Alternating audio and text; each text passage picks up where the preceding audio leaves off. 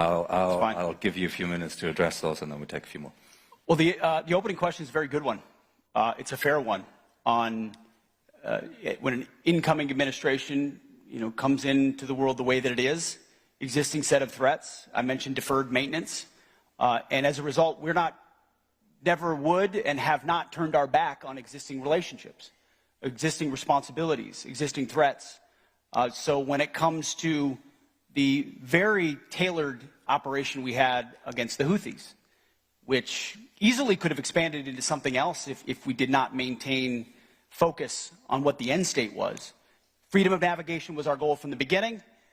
We used unrelenting military force to execute that, provided capabilities in order to protect our troops and forces in the region in the process, which requires some trade-offs, but intentionally kept the scope narrow so that it didn't spiral into something bigger, and we could ensure we maintain combat power or other potentialities.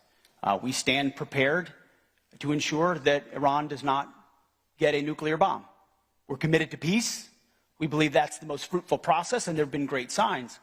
But it would be irresponsible for the Department of Defense not to posture to protect our forces and our allies and our bases in the region. So that requires trade-offs in the short term.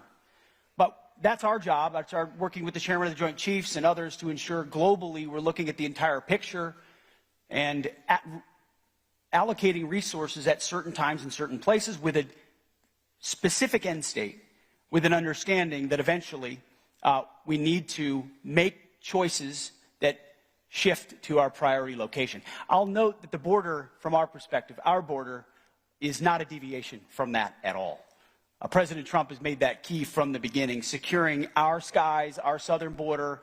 When you have 21 million people whose intentions you don't know what they are enter your country, we call that an invasion. That's unacceptable, and that's why we focused on that from day one, and we will use all resources necessary to secure that southern border. Subscribe to One India and never miss an update.